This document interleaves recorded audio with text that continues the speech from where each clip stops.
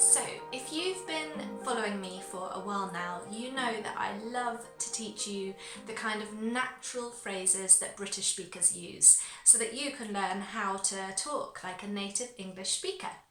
So today I've got for you 5 really lovely natural phrases. I know that you're going to love them.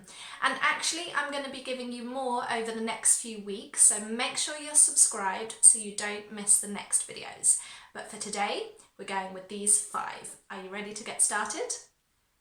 Number 1 is fancy. Oh, this is such a nice word. We use it all the time. And it basically means, are you in the mood for? Okay, so let me give you an example. You could say, do you fancy going to the cinema tonight? Do you fancy going to the cinema tonight? So, an important thing to note with the grammar, after fancy, we use the verb with ing. Do you fancy going to the cinema tonight? And you're basically just saying, do you want to go to the cinema tonight? Are you in the mood for going to the cinema tonight? Okay, but it's so nice and natural. So do you fancy going to the cinema tonight? If you want to use it with a noun instead of a verb, then you can just put the noun directly after fancy. For example, do you fancy a game of tennis? Okay. Are you in the mood for a game of tennis? Do you want to play tennis? Do you fancy a game of tennis? Okay. And a simple statement might just be what you want for dinner. Oh, I fancy fish and chips tonight. You know, because I'm English, so we eat fish and chips a lot. That's a stereotype anyway. I fancy fish and chips tonight. I fancy a takeaway tonight. Okay. So have you got that one? Fancy. Look how I pronounce it, fancy. Okay, so write that one down. It's so nice, we use it all the time, fancy. Number 2, this is so simple. It just means why. And it's actually 2 words, it's how come. How come, okay? And you can use it instead of why whenever you want. And it's important that you know that so that you can use it, but also when you hear people say it, you understand what they're saying. They're just saying why. Oh, I'm really tired today. How come? Oh, I just had a late night. Okay, it's simply why. So write that one down, it's so important. You'll hear it all the time now, I bet you. Number 3. Okay, so this is not even really a word, it's just a little ending for a word, and it just means roughly. Okay, so we put it on the end of words. Let me give you some examples. Tonight I should be home around 8-ish. Okay, so this little ending, ish, means roughly. Not exactly 8 o'clock, but roughly 8 o'clock. I should be home at 8-ish.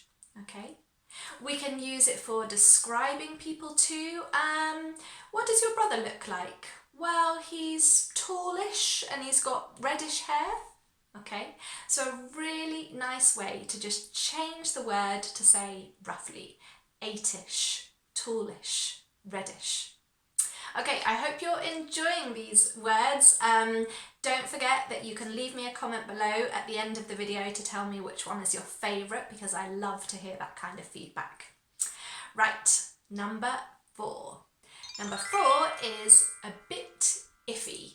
Okay, I know that sounds strange, stick with me, a bit iffy. And it means when you're not quite sure about something, you don't trust it, you think it's a bit dodgy, which is another great word actually, you can have that one as a bonus. Dodgy, I don't quite trust this. So, for example, you might take the milk out of the fridge, you smell the milk, ugh, don't drink that milk, it smells a bit iffy. Not sure that milk is any good anymore. Does that make sense? Alright, so a bit iffy, suspicious, don't trust it, not sure if it's good or dodgy. And finally, number 5. Oh, this one is so nice and so easy for you. It's telly, okay? And it actually just means television or TV. But I have taught so many English learners over the years who have never heard or noticed this word and don't know it. but now you do, telly. So you can simply say, let's put the telly on, or shall we watch telly? Exactly the same meaning as television. Okay, so there you go, 5 phrases that native English speakers use all the time, and now you can use them too. Please leave me a comment below letting me know which one is your favourite. And if you like this kind of real English and you like expanding your vocabulary, I've got lots of other English lessons, so go and have a look at those, and don't forget to subscribe so that you don't miss the next lesson. Okay, I'll see you there.